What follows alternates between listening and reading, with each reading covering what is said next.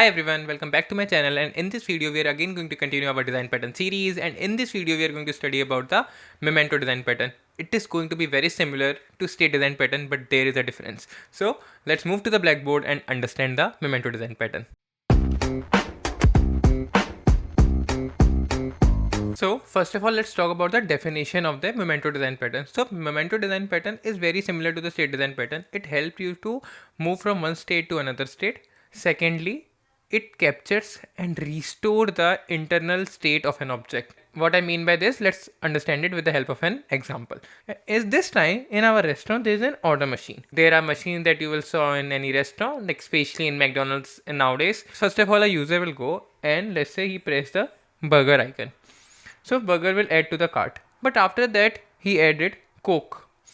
And after that what will happen? Like he figured it out that I don't want Coke in my cart. So what he will do, he will just go, he'll just go and undo that option of Coke.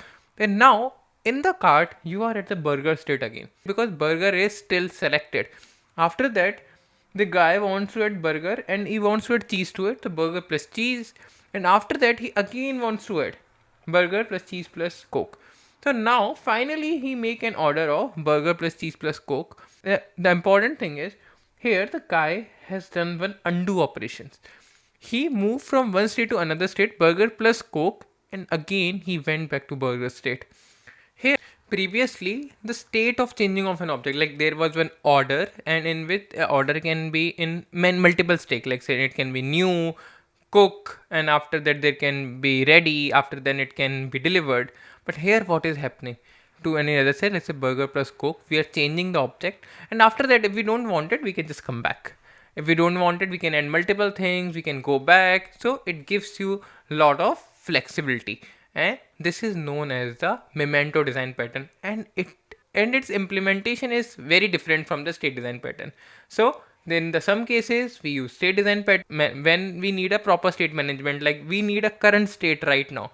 But if we need the earlier states as well, in that case we have to use the Memento design pattern, because in which we have to go back, we have to move further, like we have to go back to let's say last 7 states, we have to move forward to the 7 states. There can be many things in the Memento design pattern. In the state design pattern we focus on the current state, what is going on. So this is all about the Memento design pattern. Let's see the bad code and the good code of Memento design pattern. Let's move to the IntelliJ now. Now we are on the bad code. So first of all, let's see what is going to happen. I have this order class. In this order class, if I go there, in this order class, it's pretty simple. We have 3 things. Items that I just show you, that we are going to have burger, and after that we have to going to have cheese, and we are going to have our drink. So first of all, a user come who wants to order a burger. So I added the burger. After that he added the cheese, said false, drink false. He don't want both of them and show. Now he wants to cheese equals to true. Okay, he did it. Now he wants to cheese equals to false. That is wrong. He wants to press the cross button. Okay, and we don't have that functionality here. We are doing it manually. Like we are putting cheese equals to true, and after that we are putting cheese equals to false. So this code is not going to work well. Like it is going to run, but the thing is, it is not the proper implementation of it. There should be a undo operation so that we can go back to the previous state, and we cannot do it in this code. Okay, that's why it is a bad code. Now let's go to the good code. To understand the good code, I want you to know 3 things. That in the good code we are going to have an originator, memento, and the caretaker. There are going to be one originator whose states we are going to save. That is the first thing. Secondly, there is going to be a memento, snapshot of the state, like current snapshot of the state, like what is going on right now. And there is going to be a caretaker who maintains the history. Let's say if someone presses the undo button so that we can go back. So the caretaker will help you to go back. Okay, so this is why there we need a caretaker. So we have the originator, memento, and the caretaker. And let's see how it is going to work. So first of all, we have this order class. The same order class. Let's go to this order class. In this order class, you will see what we have. First of all, we have these 3 items. After that, it is the first thing that we have one update function. In this update function, what we are going to do, we are update the item. Whatever the items are going to come, we are just going to update them. We have, after that we have one memento. you will see in the memento what is going to happen. It is going to take the all the three items that we are having in our order. So let's go to this memento and you will see it is the same manager state. Like it is the same code. All the three items, the constructor, get item, has cheese and has drink. I think the setter function or the getter functions we can make, and there is going to be the same items that we have in order. There is no difference. The only difference is in our order we have this update function. In our order we have this save function. So talking about the order, and after that when we press the save function of the order, we are going to make one order memento object. Okay, it means that when we are going to press the order dot save, instead of saving the order, what is going to happen? Instead of that, what is going to happen? We are going to make one order memento object. Then we have this restore. Okay, so restore is going to happen like whenever we press the order dot restore. So this we are going to pass the order memento, and it will help you to restore. It will help to restore. Help to restore. And finally, there is a show that is helping you to print. Now, finally, let's move to this order editor. Order editor is going to help you as a caretaker. Order editor is going to connect with the memento. So we have three classes. First of all, so we have the three classes. First of all was our, so we have three classes. First of all, our originator. Originator was our order. Memento is going to be the snapshot, that is order memento, and the caretaker is going to be our order editor. That is going to maintain one stack and store all the memento states, and after that when we press the undo, it will pop it. It will go back. We are going to maintain one stack in the caretaker of order memento. We are not going to change the order. We are going to change the memento, and after that we are memento is going to connect with the caretaker and it will push and pop into the stack.